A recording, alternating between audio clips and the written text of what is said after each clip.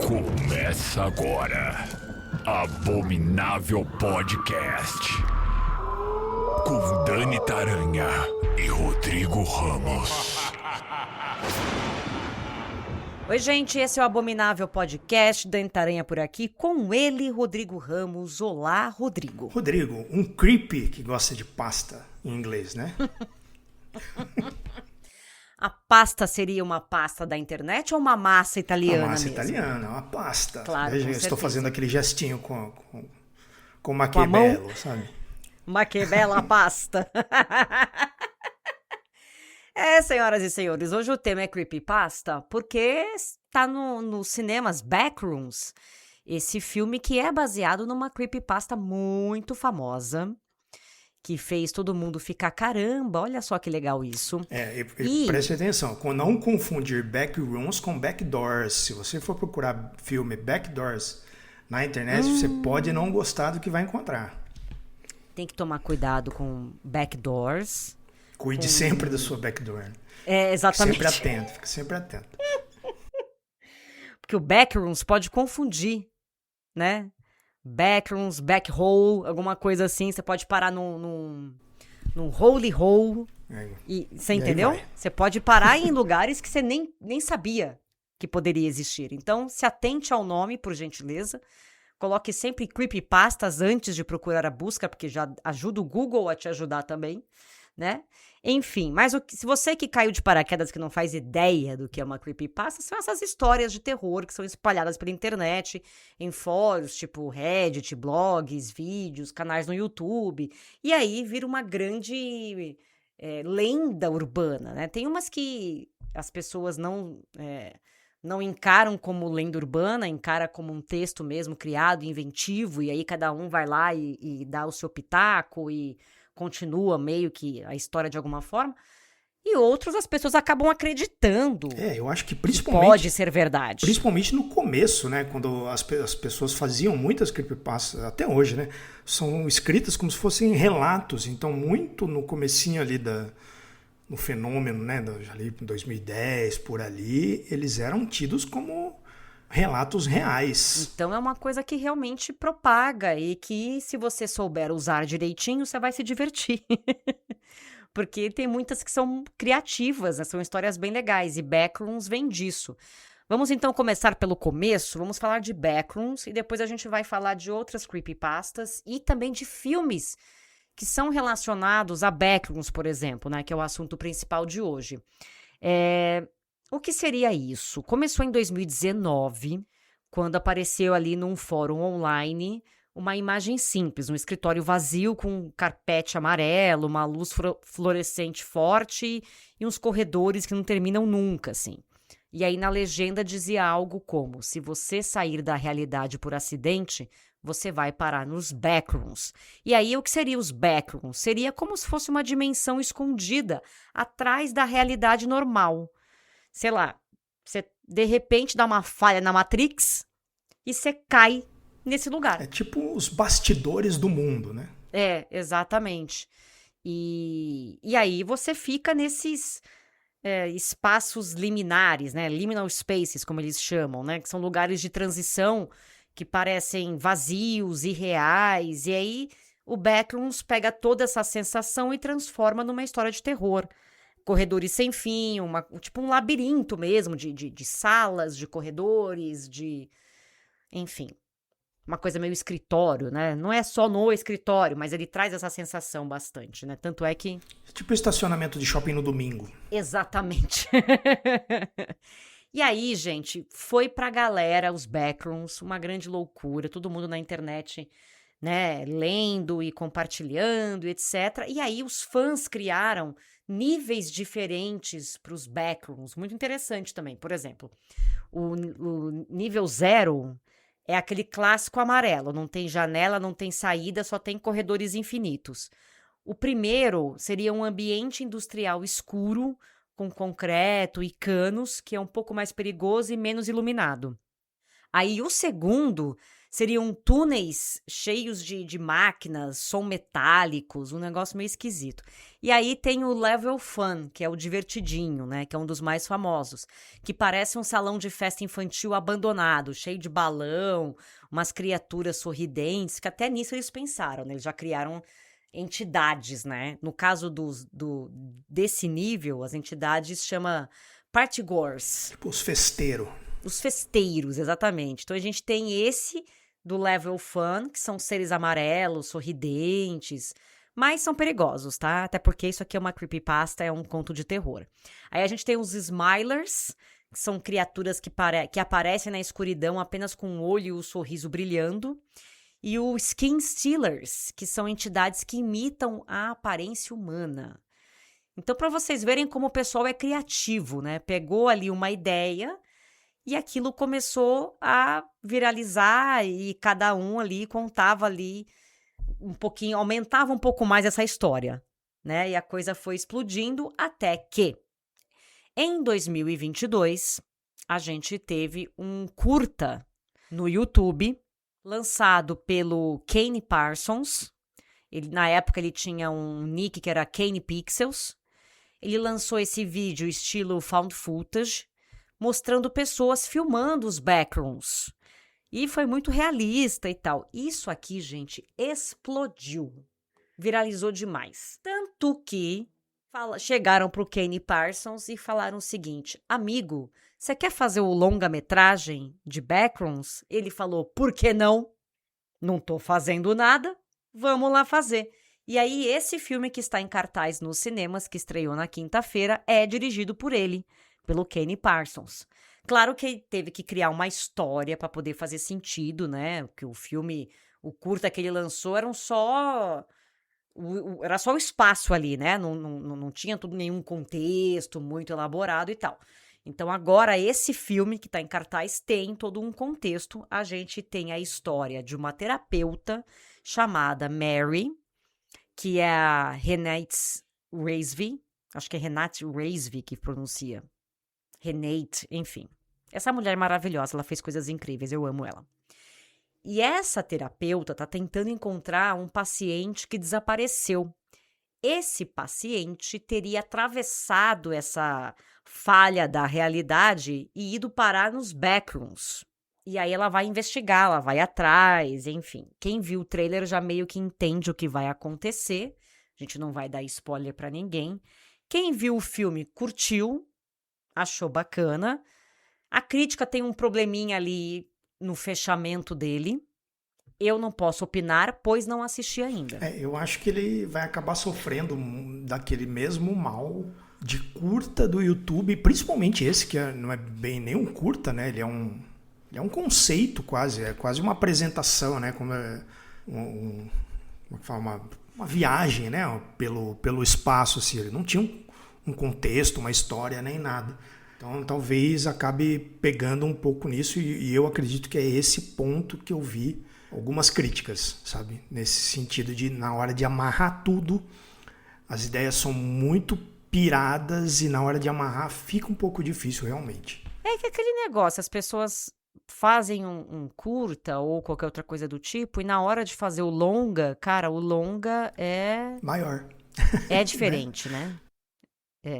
O longa precisa ter um roteiro que amarre, precisa ter uma coerência, precisa ter um ritmo. E a gente sabe, e não é fácil, né? Não é fácil. Claro que ele teve uma assistência muito grande. A gente tem a James Wan, Osgood Perkins, dois caras grandes. Eles são os produtores de Backrooms. E aí, no elenco, como eu falei, tem a Renate Reinsve, que é incrível. Tem o Mark Duplass, que é maravilhoso. E tem o Chiwetel Ejiofor, que é, inclusive... foi indicada ao Oscar e tal.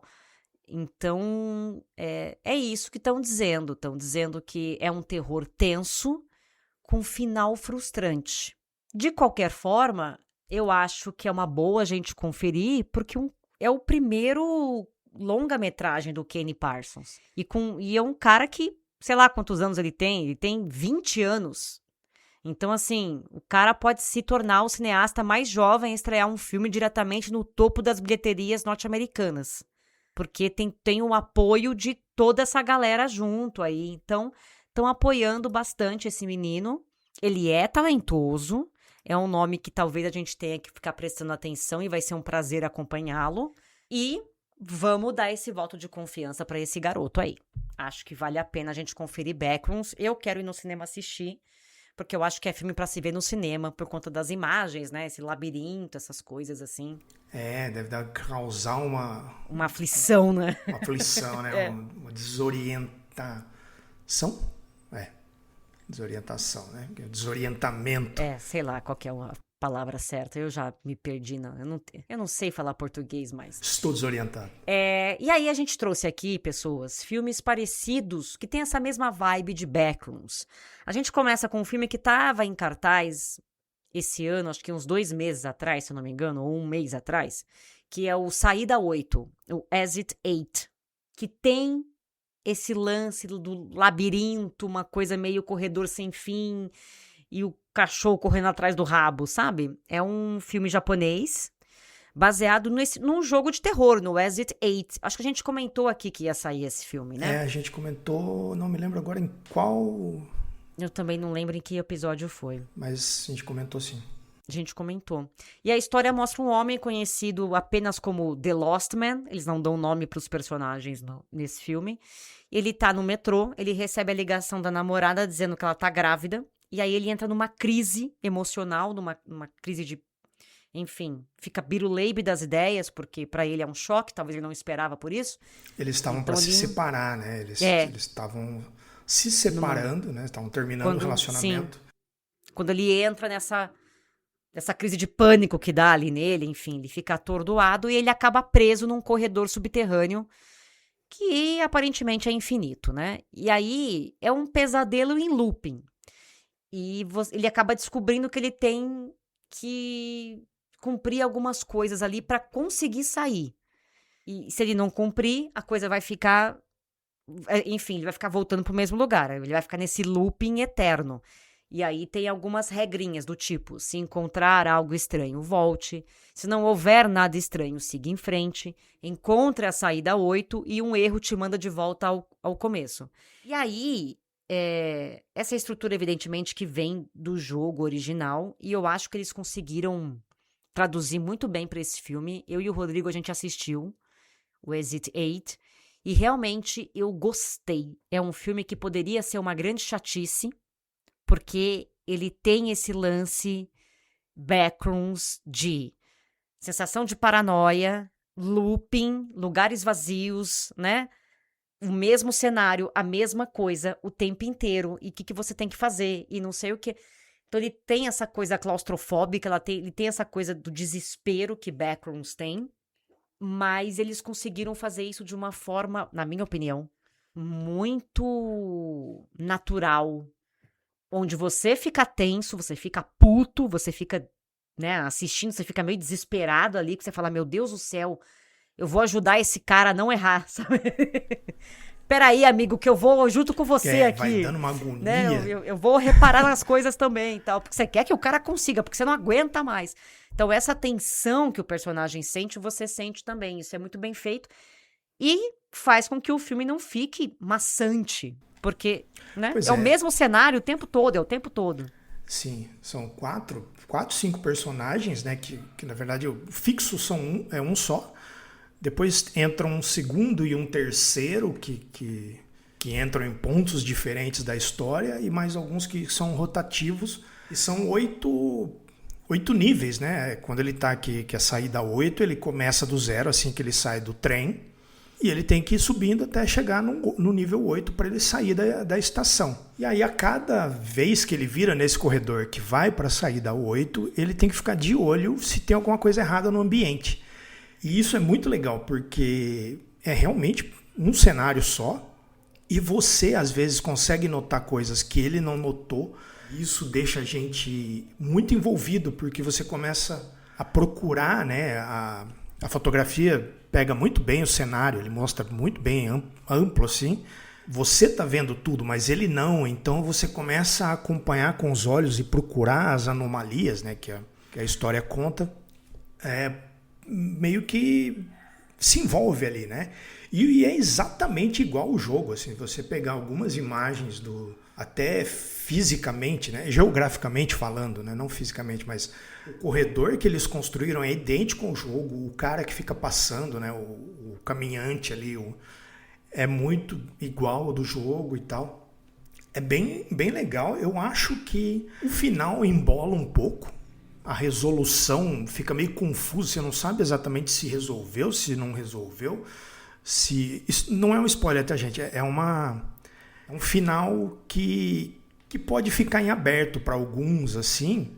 Mas ele é um final atropelado, eu acho. Eu acho que eles esticam muito nesses corredores. E aí, quando vai pro final, vai passando assim, você fica, tá, mas o que está acontecendo, sabe? Você não fica meio vago assim. Eu acho que essa parte pegou um pouco para mim, mas a angústia que você sente no lugar do personagem ali, de ficar nessa repetição, nessa coisa de você perder um detalhe, você volta pro começo e tal.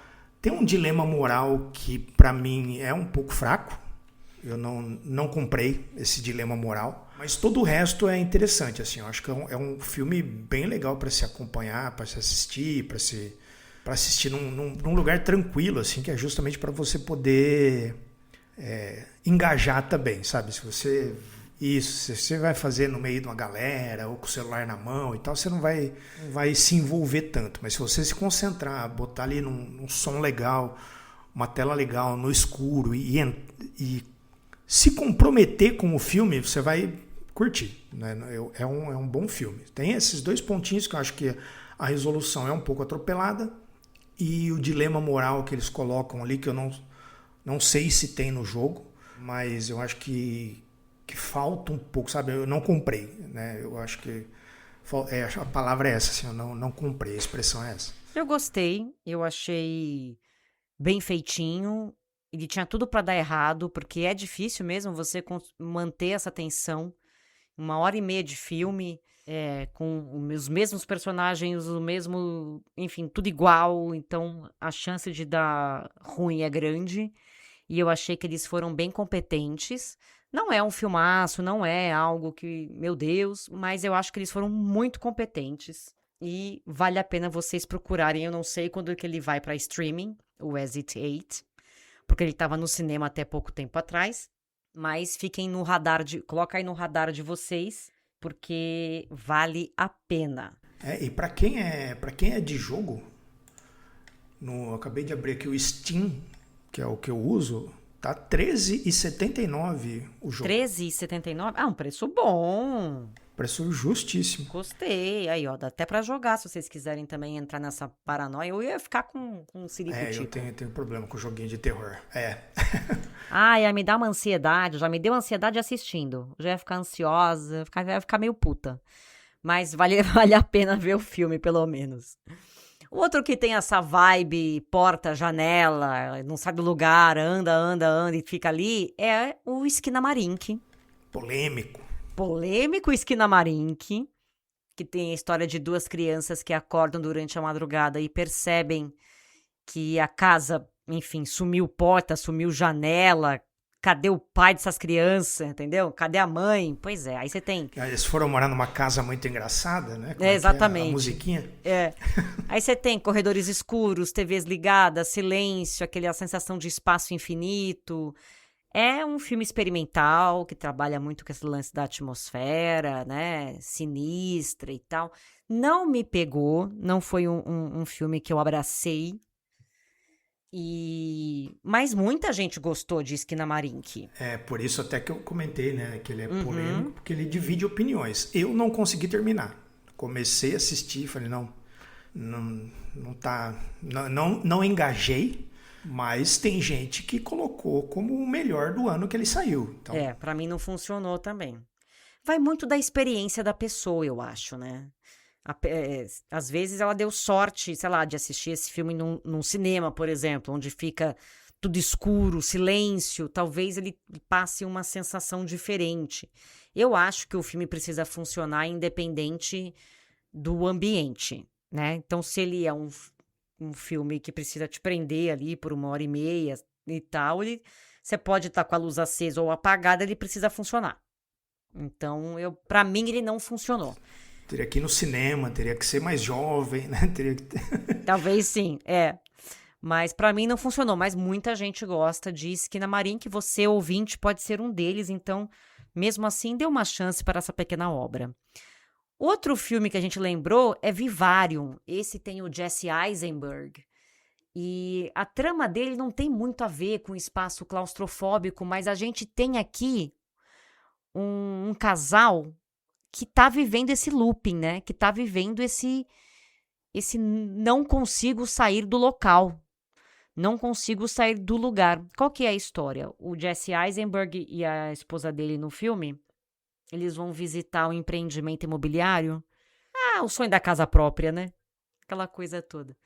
E aí eles vão visitar, é um condomínio que está sendo construído e tal, não sei o que. Tem lá aquela casa decorativa, como é que chama aquilo? Visite o decorado, né? Tem lá o visite o decorado, eles vão lá com o corretor e não sei o que. Do completo nada, o corretor desaparece. Cadê o corretor que estava aqui? Ninguém viu, sumiu. E eles falam, bom, o corretor foi embora, não avisou ninguém, perdeu a venda, vamos embora. Eles pegam um carro e eles não conseguem sair. Porque eles vão por um caminho e aí eles vão até aquele caminho e eles voltam para o mesmo lugar. Aí eles vão até o caminho e fica nesse looping. E eles ficam ali porque não tem o que fazer. E, na verdade, eles estão... Não quero contar aqui o final do filme, mas... o nome já diz, né? É como se fosse um viveiro, né? E ele fala muito dessa coisa, né, que a gente tem hoje do sonho da casa própria ali, naquele lugar perfeito, onde você vai criar uma vida perfeita para Instagram, sabe? Aquela coisa muito idealizada. E quão artificial é aquilo, quão preso você fica àquele sonho, sabe? E além dessa reflexão, tem a questão do nome do filme, né? Que se é um viveiro de quem? Porque quando você tem um viveiro, você está cuidando ali dos seus bichos, né? Que ficam no viveiro. No caso desse viveiro, quem que está cuidando? Vai ter que assistir o filme para saber. É um pouco desesperador. É um filme bem... Eu achei bem deprê quando eu assisti. Mas... Mas ele tem essa sacada pra você ficar pensando, assim. E aí ele reforça bastante aquela minha teoria que eu já disse aqui pra vocês, né? De que, da mesma forma que a gente observa as formigas, deve ter alguém observando a gente também, né? Como diria Qui-Gon, né? There's always a bigger fish. Tem um peixe maior. Então. Com certeza a gente é a formiguinha de alguém. Então, Vivarium fala exatamente sobre isso. Além de outras coisas, como bem disse o Rodrigo. Assistam, tá fácil para achar no streaming. Outro filme que lembramos é Pulse, um filme japonês melancólico sobre solidão, espaços vazios, corredores silenciosos, apartamentos desertos, uma sensação de vazio existencial, ou seja, capitalismo, né? Morar em São Paulo é o que resume. Exatamente. Ter um emprego de merda, aquelas. A única diferença é que morar em São Paulo hoje em dia não são espaços infinitos, são espaços bem finitos, de valores infinitos. Exatamente, é o contrário. Mas traz essa estética melancólica, né? Do vazio existencial e enfim. E ele é curioso que ele é de 2001, né? E ele já estava bem à frente do seu tempo ali. Antes das redes sociais ali, ele já estava botando o pezinho em algumas coisas interessantes ali. Muitos dizem que esse filme é o precursor dessa estética liminal, né? Essa estética de corredores e espaços sem fins. Aqui nesse filme tem o tal da sala proibida, né? Que você não pode entrar ali e tal. Que é muito coisa de creepypasta isso, né? Uhum. Olha, esse vídeo aqui foi proibido em 16 países, mas esse youtuber vai te mostrar. E aí eu vou te mostrar aqui o negócio, né? Você não pode clicar nesse botão. Uhum. E aí a gente traz também 2 séries para vocês lembrarem e assistirem com essa vibe de Backrooms. Primeiro, Ruptura, que não é uma série de terror, mas, gente, aqueles escritórios, aquelas salas... Escritório já é um negócio, né? Aquilo ali é Backrooms total, aquele labirinto de salas daquele escritório com aquelas... Como é que chama aquelas divisórias? Que eu já esqueci o nome daquela merda. As baias. Aquelas baias infinitas. Parece um labirinto de baia, um negócio... Então, Ruptura é muito Backrooms, é muito Backrooms. E Channel Zero é uma série que adapta creepypastas da internet. A primeira temporada, que é a Candle Cove, tem uma atmosfera muito próxima desse lance de Backrooms. E é baseado em creepypastas, então se você gosta de creepypastas, acredito eu que você vai gostar de Channel Zero. Procure para assistir. Adoro essa série, uma pena que tenha tido só 3 temporadas. Pois é, né? Por que será? Ela é muito boa, muito esquisita, baita série. Bom, antes da gente continuar, quero lembrá-los da Darkflix Plus, que é o único serviço de streaming do Brasil, focado em filmes de terror, ficção científica e fantasia. Você acessa pelo celular, pelo tablet... Você pode ver no seu notebook, na sua televisão pela Claro TV, no aplicativo. É um grande sucesso. Você paga R$ 9,90 por mês, não tem propaganda e você tem acesso a um catálogo gigante de filmes e séries de terror de todas as décadas, de todos os subgêneros, filmes velhos, filmes novos. Tem na Darkflix Plus. Então anote, darkflixplus.com.br é o site. O Instagram, DarkFlixPlusBR. É importante você seguir o Instagram porque eles sempre colocam as novidades da semana, as novidades do mês. Então, às vezes, será que o filme tal já tá lá? Será que vai entrar? Você fica lá no Instagram, você vai ver as atualizações, você vai ver tudo que eles colocam lá. Eles também colocam umas notícias também do mundo do universo fantástico, enfim. É bem interessante vocês darem uma olhada. Então, vai lá, darkflixplus.com.br. E a gente agora vai falar de outras creepypastas interessantes que existem por aí. Eu acho que não tem como a gente não falar de Slenderman, essa grande creepypasta essa entidade magra, alta, sem rosto, chato pra cacete, que surgiu em 2009 num fórum que os usuários tinham que criar imagens amaldiçoadas falsas, aí foi lá um abençoado, criou o Slenderman. Só que aí teve até uma tragédia, né, gente? Não sei se vocês sabem, mas teve crianças que acreditaram que isso era verdade e 2 crianças tentaram matar uma coleguinha, né? Uma coisa horrorosa isso. Acho que elas tinham 12 anos na época. E por conta do Slenderman e tal. Então, assim, é complicado essas lendas, essas coisas, porque, infelizmente, dependendo da idade de quem tá lendo, a pessoa pode acreditar, ou se essa pessoa tem uma condição psicológica, psiquiátrica, pode desencadear, né, algumas coisas bem preocupantes, que foi esse caso aí dessas meninas. Tivemos um filme do Slenderman, que é ruim. Temos um filme que é ruim. Mais interessante do que o filme é o documentário que está na HBO, que é Cuidado com o Slenderman, que conta essa história justamente das meninas aí.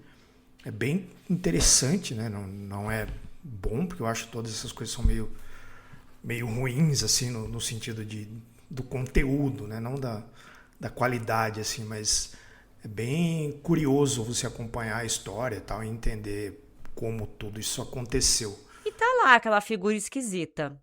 Interessante pra quem gosta. Tem até jogo. Fizeram tudo com o Slenderman. Um negócio impressionante. Aí temos Jeff the Killer, que é talvez a imagem mais famosa das creepypastas, que é aquele rosto branco deformado, com um sorriso enorme e olhos arregalados. E aí tem uma historinha isso aqui, né? A história fala de um adolescente que enlouqueceu após sofrer violência e desfiguração, e aí ele passa a invadir quartos durante a madrugada, enquanto sussurra para as pessoas, "Go to sleep."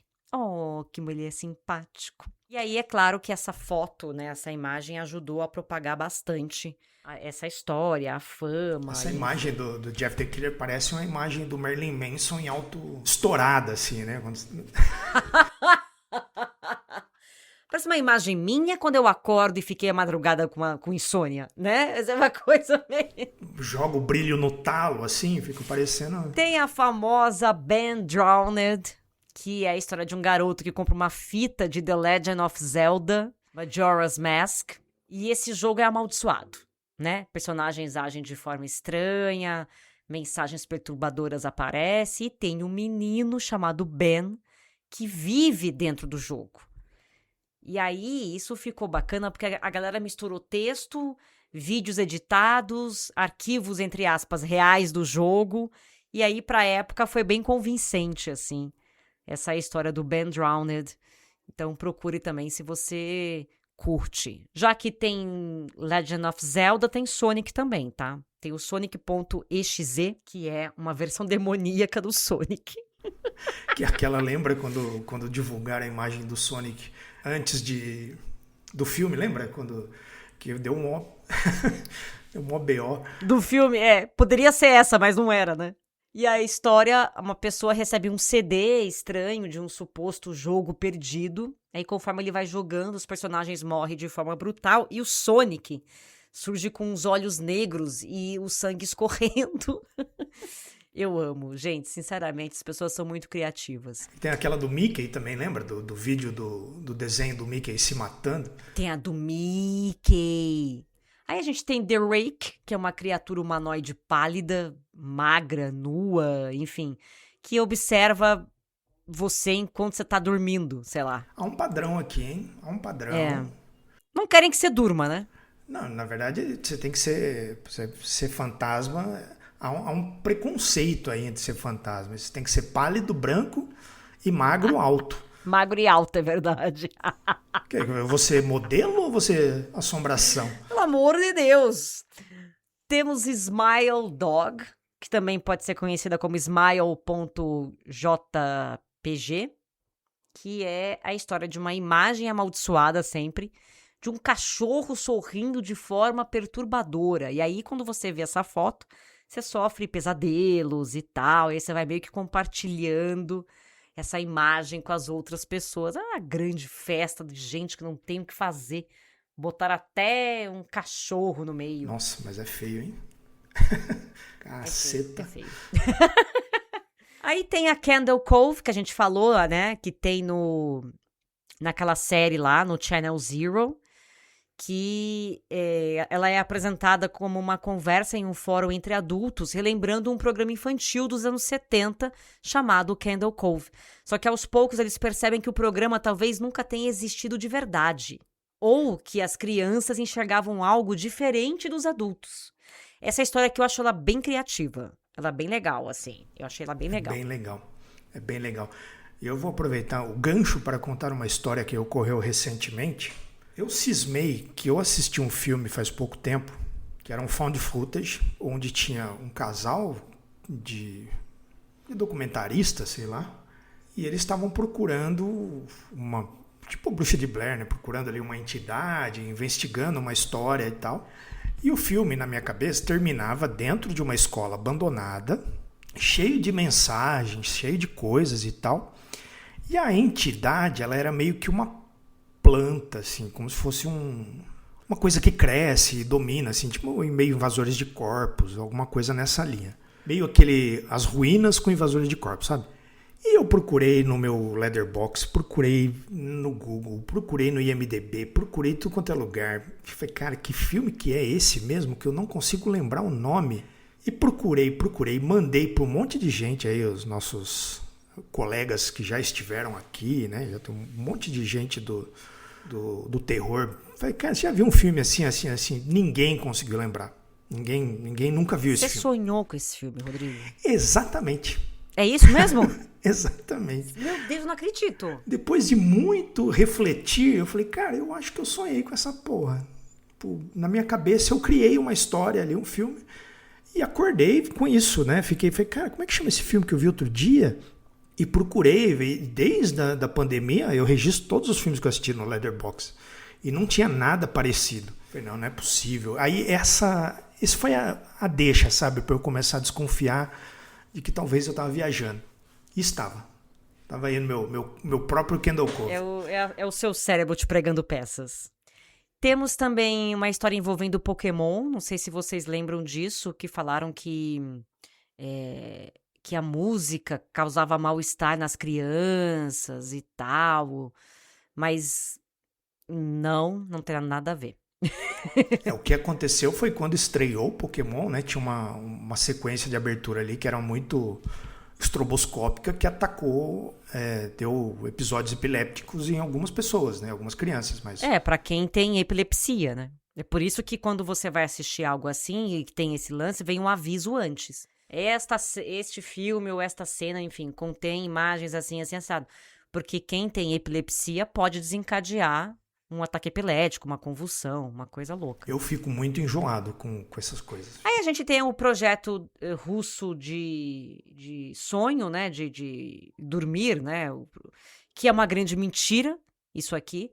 Mas que foi tão bem escrito que parece verdade. O Russian Sleep Experiment. Que eles falam que é uma história que foi retirada de documentos soviéticos, que é um experimento que fizeram com prisioneiros, que eles foram privados do sono por um tempo XY, e aí eles ficavam observando o que acontecia com esses caras que não podiam dormir, eles colocavam um gás lá e tal. E claro que a gente não vai ler aqui, né, a creepypasta inteira, mas tinha até uma notícia tempos atrás sobre um filme, né? Com essa creepypasta, porque ela também é muito boa e tem um relato inteiro, fácil para vocês acharem na internet, e é muito bem escrito. Tem até um videozinho no YouTube, com imagens falsas, óbvio, mas com o final dessa história, porque não acaba bem, né, gente? Óbvio. Porque senão não é um conto de terror. Mas esse é o que eu mais gosto, eu acho. Porque eu acho que ele vai para um lugar bacana, assim. E ele vem de uma notícia, na verdade, que é real, porque a privação do sono pode dar uma merda fodida. Eu vi no Discovery Channel que um cara, eu não sei em que década que foi, mas ele quis fazer uma graça de ficar, sei lá quantos dias sem dormir. Ele ficou meio biruleibe, viu? Deu ruim pra ele ali. Claro que não se compara com o que acontece nessa creepypasta aqui, do projeto soviético, né? Mas é uma situação real que eles distorceram, evidentemente, e fizeram essa creepypasta que é bem bacana. E a última que encerra o programa de hoje é o Anansi's Gutman Story, que é a história de amigos que estão acampando perto de uma floresta quando percebem que uma criatura imitadora se infiltrou no grupo. E aí você pensa, quem é o humano e quem não é? Esse aqui bebeu do Enigma do Outro Mundo. Essa grande água foi bebida por esse filme, mas também é divertido. Então, vale aí a dica para vocês procurarem creepypastas na internet e se divertirem com esses contos. Lembrando que são contos, tá, gente? Pelo amor de Deus. Eu queria aproveitar para indicar, se você curte esse tipo de história, para você ouvir o podcast Refúgio das Sombras, da minha amiga Nath, que ela resgata algumas creepypastas, ela faz uma curadoria e narra, né? Ela conta a história praticamente ali, ela encena, né? Não é conta, ela encena a história ali em áudio e fica muito bom. Eu tive o prazer de ter um conto meu encenado por ela, né? Não sei se é encenada a palavra, mas interpretado por ela num dos episódios e é muito bom. Vai lá e quem for, fala que chegou lá pelo Abominável Podcast, que ela vai ficar feliz. Ah, que demais, que demais. E é isso, senhores, você assistiu Backrooms? Conta aqui pra gente nos comentários se você já assistiu Backrooms, qual é a sua creepypasta favorita, se você já viu o Exit 8, se você joga, enfim, a gente quer saber a opinião de vocês, escreva aqui nos comentários e a gente volta semana que vem com mais um Abominável Podcast. Um beijo pra vocês. Beijo, Rô. Beijo. Abominável Podcast. Siga-nos no Instagram, @abominável podcast.